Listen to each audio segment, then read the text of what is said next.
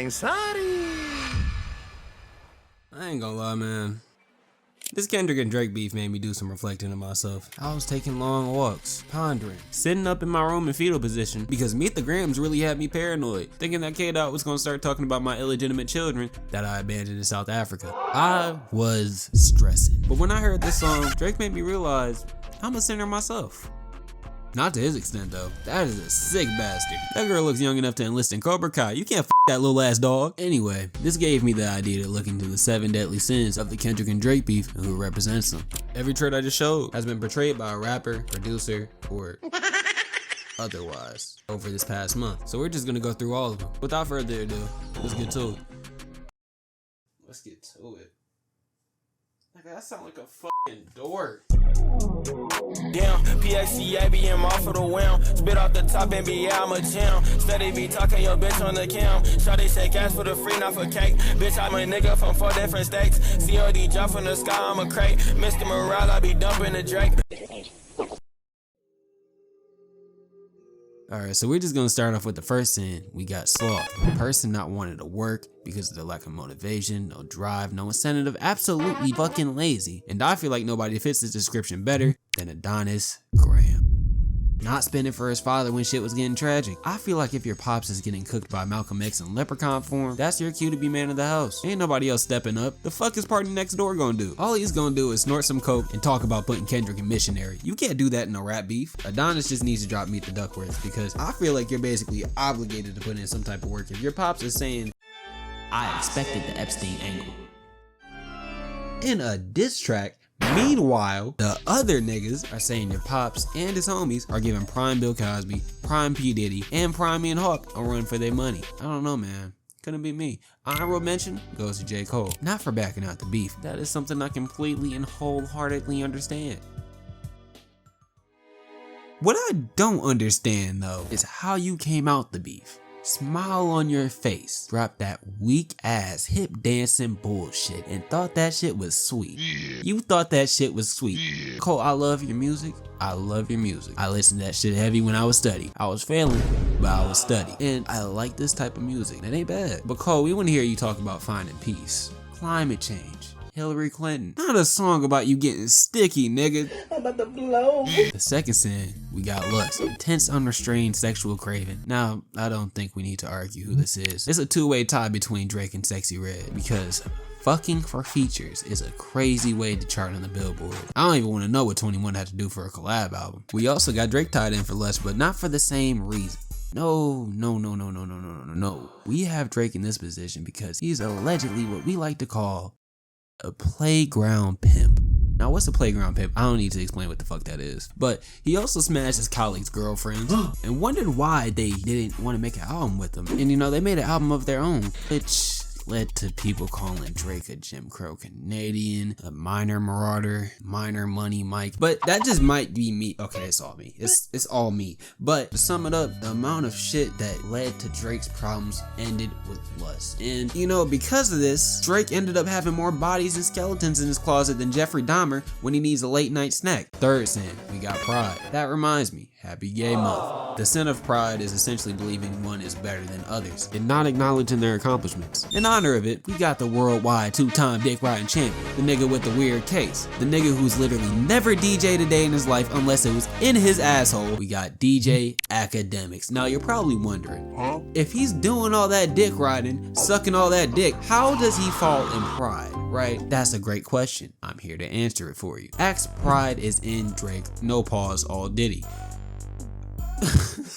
Drake is Axe's moneymaker. He has Drake's balls in one hand and a bag of Doritos in the other. He couldn't admit that his sugar daddy was losing. He could never truly admit that Drake got picked apart bit by bit like a nasty abortion. It was messy, hard to watch, but it needed to happen. His pride was too great. Oh, Drake talking, my bad. And in doing so, he went from being a half-ass media outlet to a Drake spam account after one paycheck. I mean, just look at his email.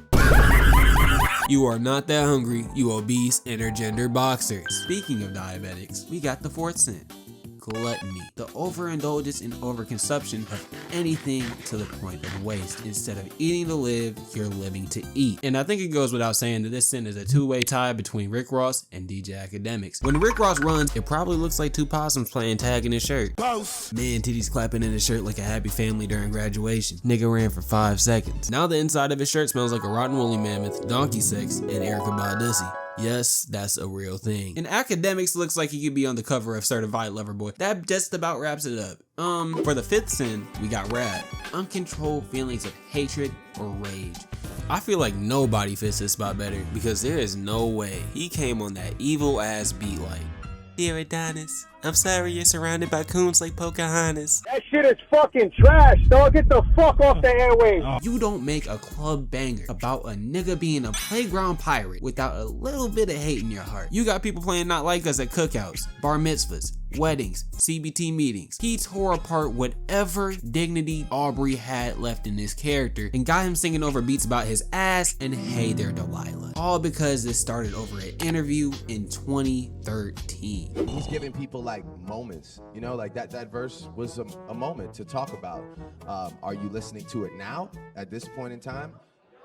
Okay. I still like, when it comes to competition, I'm more worried about consistency. I'm more worried about bodies of work. This video might actually be the greatest example of passive aggressive hating that I've ever seen. Kendrick had a mole to get info on him, got his pills attached to his clothes, talked to each and every member of Drake's family that we know of over a beat that sounds like it just came out of Michael Myers' playlist. Not to mention, he called Drake a predator in like 32 different ways, which is fucking crazy, by the way. You can't just go calling anybody a predator, especially not in a rap beat. Imagine if Nas called Jay-Z a prepubescent pimp when they were beefing. But we know Jay-Z wouldn't touch on a minor. Oh shit. Sin number 6, we got envy. Jealousy or desire for the possessions, happiness, or abilities of another. And to be honest, we gotta dig a little bit deep for this one. And we're gonna go with The Weeknd and Drake. Again, now the reason why I say The Weeknd is for the simple fact being that The Weeknd dissed Drake over a white woman. Y'all were singing about killing niggas and record deals over some milk. Really? You niggas ought to be ashamed of yourselves. But I'm gonna be honest, I've heard some things. Canada's only a cool little swim away from my state, so I've heard things. I heard Canadians don't play about their white women. They'll really die about that shit. It's serious over there. Put a nigga from Toronto in a room with the Sex and the City cast and watch him have an epilepsy on the spot. I guarantee it. So what bothers me about Drake's whole situation about him getting his house shot up is people saying that Kendrick has something to do with it. When in reality, we know what's really going on. We know why The Weeknd has his gloves on, making OJ proud and shit. So yeah, The Weeknd was feeling a little bit pissy about getting this bitch took, you know. And to be honest, I understand, because Drake is a serial fucker. That means that Drake doesn't just stop at escorts, groupies, Millie Bobby Brown. Allegedly, he'll even smash his homie's man girl, and that shit is a no-no. He did it to Future, The Weeknd, still trying to do it to ASAP, but you know, he gave Rihanna the ick like years ago. Brother, These are dangerous people to keep in your circle. Imagine you coming up on 20 years of marriage, thinking shit sweet, all peaches and cream. Next thing you know, your wife is singing Cups of the Rose. Now you gotta give her the Destroy Lonely special. Drake was too envious of some poom poom. And now we'll probably never get a Drake and Future collab album ever again. Now we move on to the last sin. Greed. Someone with an intense or selfish desire for something like wealth, power, or something materialistic. Now who could this possibly... Okay, yeah, I'm not gonna lie to you, it's Drake again. How greedy do you have to be to steal from black culture, knowing damn well you have the blood of the slave and the master, but you decide to lean to the Caucasian side so much that you give off the vibes of a blackface comedian? Ironic, isn't it? You rap like you trying to get all the slaves free. That would bother you, wouldn't it, Calvin Candy ass nigga? It's gotten so bad that Drake makes Elvis Presley look like a proud black man, and they both stole from black culture. The only difference between Drake and Elvis is only one of them was open about sleeping with a 14-year-old. It was Elvis. What did you think I was about to say? I never accused Drake of sleeping with a minor. That's this. that's crazy. I can never. But what exactly did Drake steal from black culture? And how in the hell did Drake steal from black culture if he's half black? How come his J. Cole never got this criticism? It doesn't exactly have to do with him being biracial. It's nothing too crazy. It's just everything he stands for as a human being.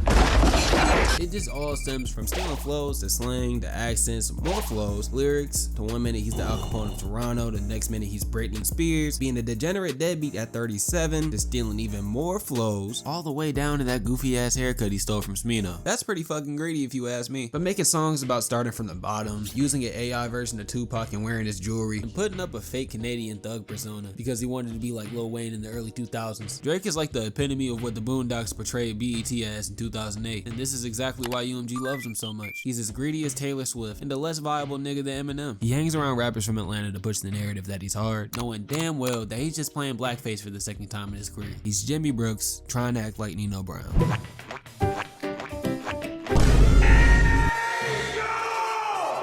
That is a face of a villain. All of these sins crawling down Drake's back just led to Kendrick taking advantage of every single one of them. He did Drake so bad, he can't even appropriate black culture right anymore. Are you a fake Jamaican, going back to being Canadian, or trying to be Caucasian? Make up your fucking mind. Did I put Drake in greed just to call him a culture stealing wingster for like 2 minutes straight?